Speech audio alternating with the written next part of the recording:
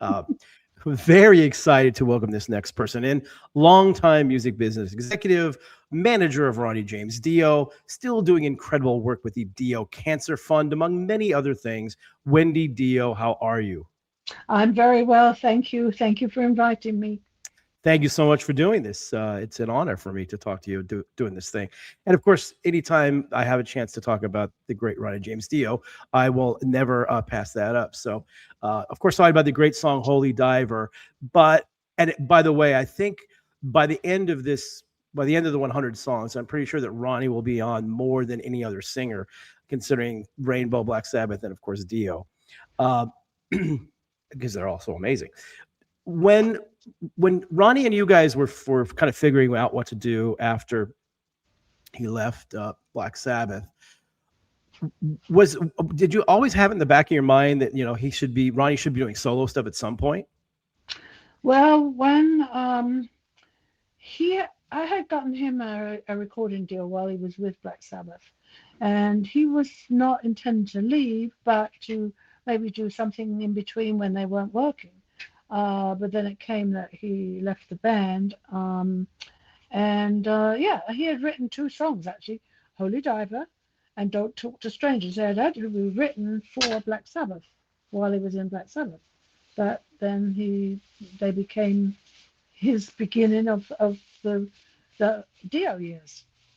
Yeah, two amazing songs. So when he's writing, is he writing the music as well, or just the lyrics, or Oh yeah, a bit everything. of both? Oh wow. People think that Ronnie's just a lyricist. He's not. He writes music as well. You know, he was a trained, played trumpet for many, Yeah. many, many years. Uh, Played guitar, played bass. Well, played bass in Elf. He would sit and write songs watching sports with his guitar, his acoustic guitar on his lap. And that's how he would always write watching baseball or football because he said that that gave him inspiration, but it wasn't stealing somebody else's music. Interesting. That's interesting. Yeah, there's so many singers that also play guitar that don't play instruments on stage. There's countless of them, and obviously they write songs and stuff Hmm. together. Hmm. How much? So by the time he started to think about, okay, I'm going to do a solo record. Right. Obviously, Vinny Abbassy made sense because he's been working with Vinny Hmm. forever. Right. Where did Vivian Campbell come in from? I know where he came from, but Well, how did was it like a Jimmy found him actually. Jimmy They Bain? went to London. Jimmy Bain said, "Let's listen to this guy." Yeah. Hmm. Yeah, he was in a band called Sweet Savage that had one of the. I'm a curator of the new wave of British heavy metal stuff, and I have like everything. And he was in a band called Sweet Savage that had one of the best singles of any band coming from that scene. So yeah, pretty talented guy. So this song in particular, is there like a memory that you have when like he was like writing it or recording it or when you first heard it? Well, we worked on the artwork together with it, and the song is basically about what the artwork shows is like a priest being drowned by a monster, but uh, you never know what. Why is that? Why is the monster bad and why is the priest good?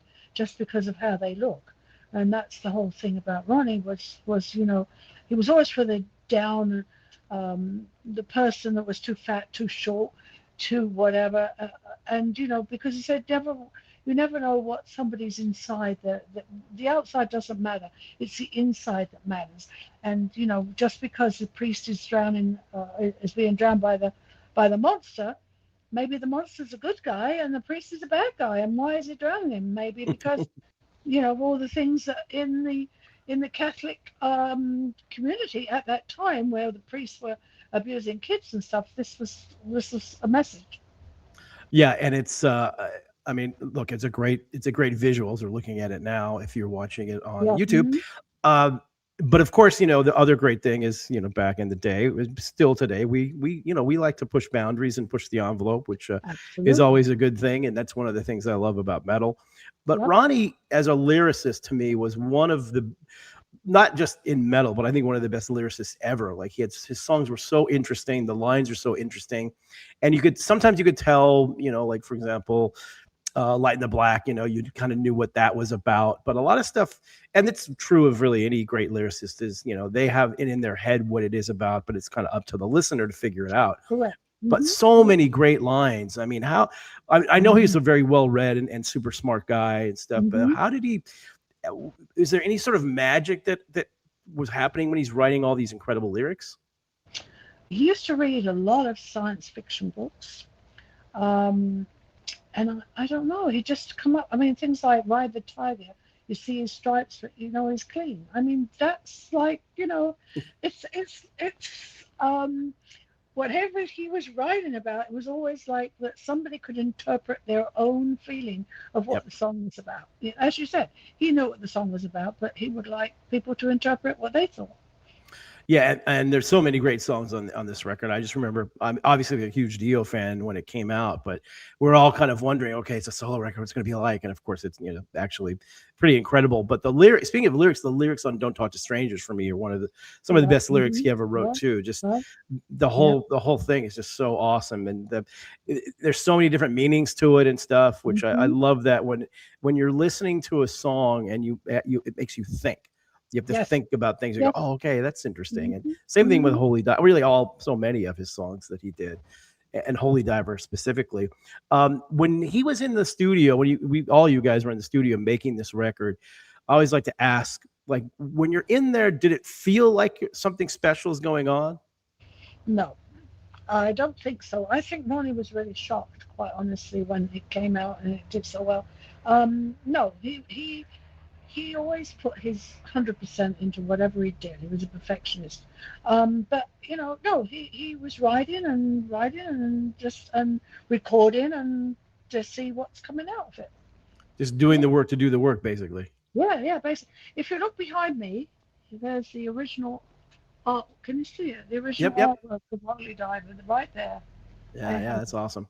uh, yeah, Gene Hunter did that. Hmm.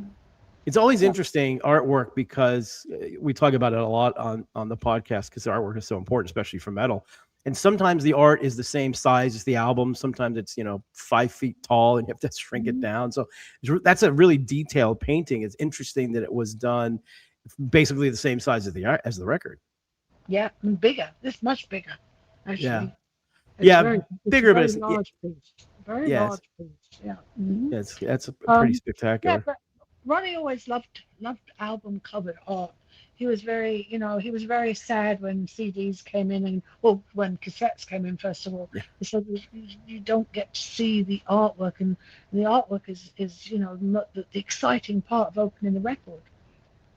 Yeah, absolutely. I mean, I grew up in the '70s, so artwork to me is always albums are the best because you can see the art, and I think Hmm. that's part of the reason why they've come back as well is because a lot of Yeah. kids want to see the art and want to hold Hmm. it and see it be big and it's cool, and not some little tiny postage stamp on a computer or Yeah, whatever yeah, it is. exactly, yeah, yeah. Holy Diver, when he first left Sabbath and wrote, he wrote, as I said, Holy Diver and Don't Talk to Strangers for Sabbath, and then he wrote We Rock by himself, all the words, all the music, everything. Um, but it was like we didn't know what was going to happen. We didn't know how it was going to be received. Um, we actually mortgaged our house to get the money to put everything out. It was a big stage set and so on. And I remember all that. I remember how detailed everything was and how so involved I was in that because, we didn't have the big money behind it at that time. So Yeah, I reading his book, by the way, which thank you for putting that out. It's a pretty incredible book, and I remember he was very very excited and happy about the success of this. And I think the book more or less ends when he's playing headlining Madison Square Garden in New well, York, yes, which as a yes. solo artist, of course, that's one of the holy grails of places to play, right? And for him Yeah. to do Oh it as a yeah. solo artist, I know meant a lot to him. Yeah, no, because we were offered a lot more money to play Meadowlands, but Ronnie said, no, I want to play Madison Square Garden. As when he was, trying to get a record deal with Elf, even he would drive the 200 miles from Cortland, New York to New York and paces up and down to try and get into the record labels to try and get a record deal. And they always used to look at Madison Square Gardens and go, one day I'm going to play there. One day my name's going to be up there. You played it twice, once with Dio and once with Sabbath. Yeah, that's amazing. Believe it and it'll happen, right? Or see it in your mind, it'll happen. Yep. All that Yep. sort of psychological stuff. Yeah, pretty spectacular. And this record, just the whole record is so great. And I mean, the band was so good. And I remember the live shows. What was the because Ronnie always had a really big live show for all his solo Hmm. stuff. Like there's Hmm. all sorts of things, dragons and all sorts of crazy stuff Oh, going yeah. on. Hmm. What was the motivation behind having a big show like that? Because not a lot of bands were really doing that in the early '80s. Ronnie always into like magical, mystical stuff, and he always wanted to do something like that. He wanted to be different because his songs are not love songs; they're all about magic and rainbows and whatever. And he wanted to bring that to the stage set as well. And as he always used to say, I want to give the kids something more than just the music. Yeah, I think that's awesome. I grew up. Kiss and Alice Cooper were two of my favorite bands, so they also No, yeah, obviously had big shows. So yeah, I, yeah, I yeah. like the big shows. I remember talking to Ronnie at Iron Maiden show at the Forum in LA, and a couple of people around us were starting to talk about a couple things. And I said to him, because I went to England in 1984, and I saw Dio twice with Queen's Rock opening, and then 4 days later I saw Iron Maiden twice, and that Hmm. was when he had the Egyptian theme All right. stage, Hmm. and Hmm. then Iron Maiden also had an Egyptian theme stage. So when I saw Maiden, I was like, "Oh my gosh, this is the same thing." So I asked Ronnie, like, "Did you guys know that it was really No, similar?" He said he had no idea. no idea at all. No idea. That Bruce had the same like visions that Ronnie did, that they wanted to give something back more for the things. I mean, when we did Sacred Heart, that was like that stage set was enormous, and Oh yeah, everything with the lasers and the drawbridge and all this stuff was absolute. The fire breathing dragon, 18 feet dragon. I mean, that actually moved. It was it was a big. I think we had like 9 trucks or something at that time. yeah, that was a spectacular tour. Where is all that stuff? Do you keep any of that stuff, or just who knows? Oh, I did keep it for many, many years. I think as long as it's been gone 16 years now. I think about maybe 5, 6 years ago, I did a big auction at Julian's, Oh, that's right. and That's right. yeah, yeah, we the dragon's head went. I don't know where it went. But I do know that we were in a few years ago. We were in Panama, and we went into the Hard Rock Cafe there. And my father had given Ronnie an acoustic guitar years and years ago, right? And we put it in the auction, whatever. And there was this guitar, and it said on it, Ronnie Dio's father-in-law's guitar. Oh, nice. That's a good place to That's have it. so funny in Panama, yeah. But yeah, no, I finally said I can't deal with all this stuff. What am I going to do with it all? Yeah. And so I figured, a lot of it went to museums and different things, and kids who wanted a piece of Ronnie. Yeah, I good. didn't That stuff part. should be seen. Oh, absolutely. I didn't part with a lot of things like, as of course, Holy Diver album cover, the artwork, original artwork. I want to go to a museum one day, and we've been talking with Todd about a museum. And there's a lot of things like things that I wouldn't part with that could go into a museum. It's Grammy, and a lot of stuff. Yeah, I mean, so much of that stuff, and I'm a big proponent of that because we don't have a heavy metal museum anywhere, Yeah, which would be nice someday. Hopefully, maybe we did do a metal blade museum in Vegas, and so that was a lot of sure. fun. Hmm. Yeah, it's a lot of Yeah, fun to I'm do. working. I'm working right now with the City of West Hollywood, and the Chamber of Commerce. Todd Singerman, Yep. Motorhead's manager, and Mikey from the Rainbow, and several other people. And we've been working for about 5 years on doing like Gorman's Chinese with the stars on the sidewalk, with a musician's thing going from like where the old um, uh, where the old record store used to be, Tower Records used to be, up to Yep. Doheny on both sides of the Oh, that'd be street. amazing. And we've been meeting, yeah, we have meetings about every month, and we finally got all the permits from the city, and it should come to fruition with the next couple of years. Oh, that'll be awesome. That'll be really awesome. One Yeah. thing, one interesting thing about Ronnie was that he was like one of the nicest people on earth, and he remembered everybody's names. And it's one of those things where I don't know that there's anybody, fans or people in the business that didn't have nice things to say about him, and he was so nice to everybody else. Like, what was behind that? Because you don't, he's like, I'd say most people in this business, you talk about the five nicest people that are artists, and Ronnie is always in that conversation. He loved people. He loved people, and he loved talking to them, and he loved to know what they were about rather than what he was about. And he honestly loved his fans more than anything.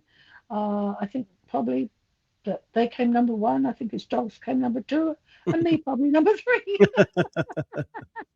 No, no, he generally loved people, and he loved what they had to say. He had an incredible memory for names. He wouldn't see someone, a fan would, say his kid's name or something, and like 2 years later they come down and he'd say, "Oh, how's your kid so and so?" It was absolutely amazing, his memory.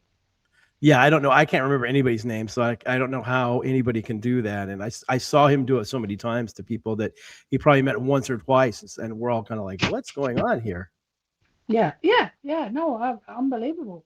But he always made people feel special.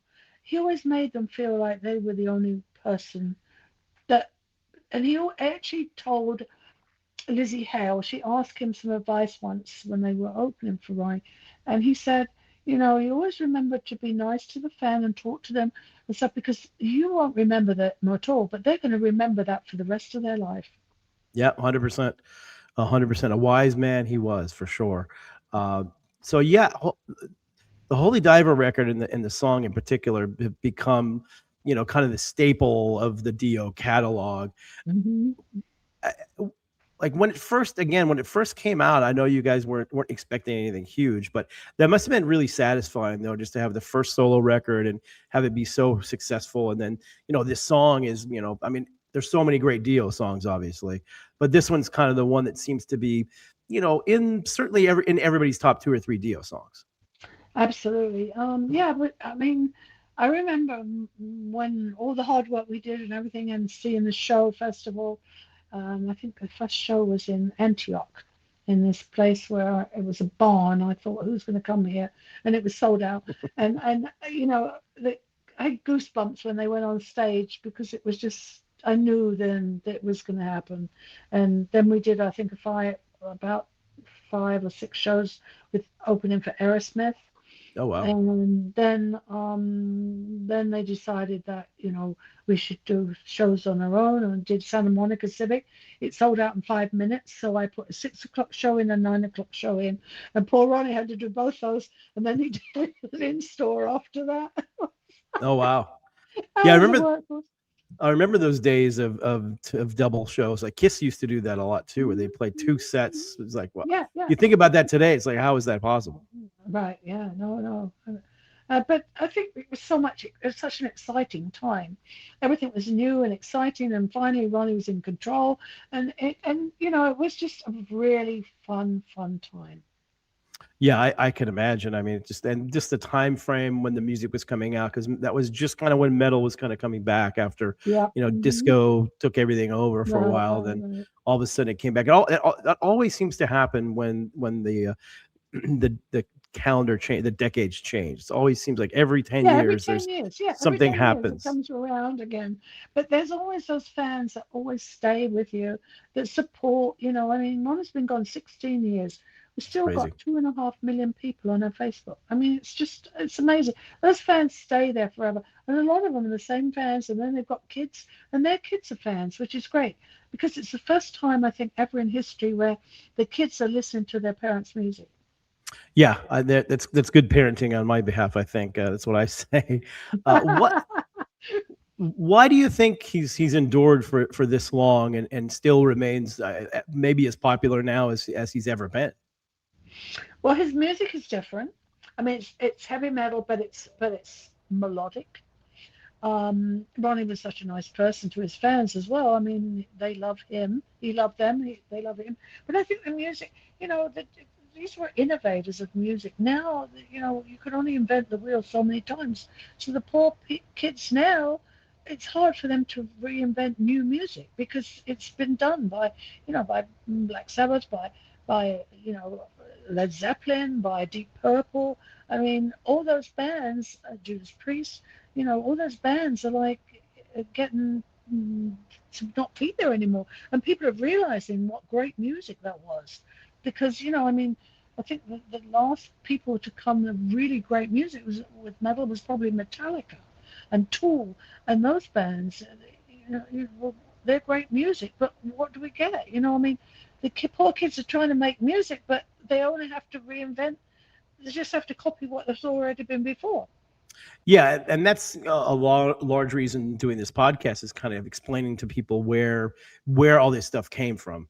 Hmm. Especially the 70s, a lot of that stuff Yeah. people look at it today. "Oh, that's not that's really heavy." Well, that laid the groundwork for everything Yeah. that's Hmm. happened in the last, Yeah. 40 years basically. Right. So Right. it's really important. There are some good new bands out there. I'll throw Ghost out there. They're doing very Oh, Ghost well. is great. Yeah. No, Ghost is Yeah. great. Yeah.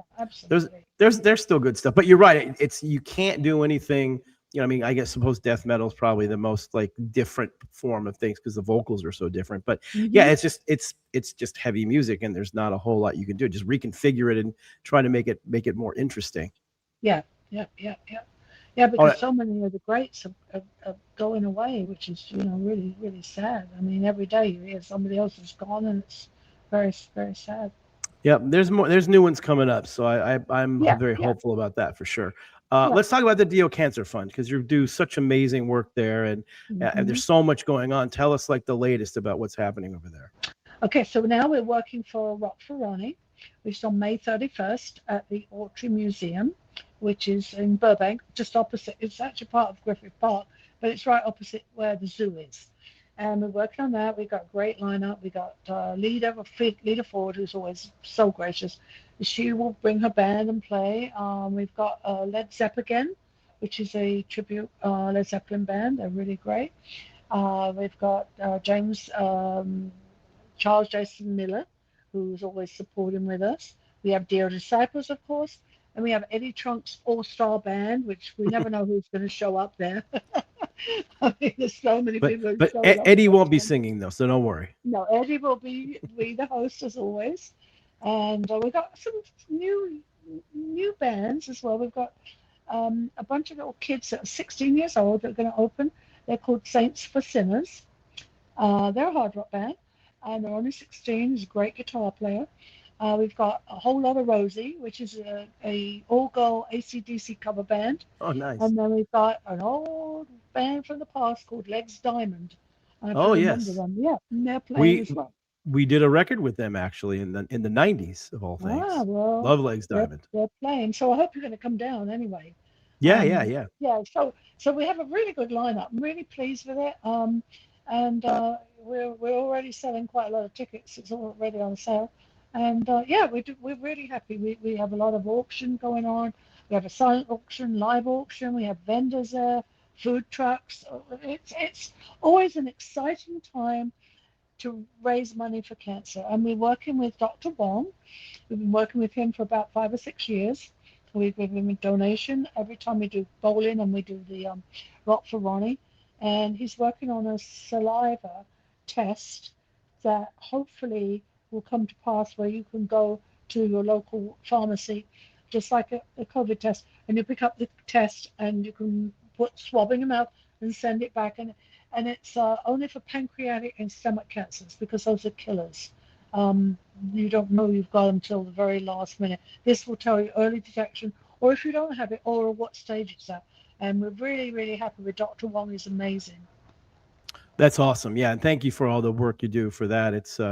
It's really great. Of course, there's always the DO bowling annual Yeah, bowling yeah, thing and a whole bunch of other stuff. So yeah, it's really awesome, and also that certainly helps keep Ronnie's name out there too, absolutely. which is That's my extremely mission in important. life to keep his legend, his music, and his legend alive. Absolutely.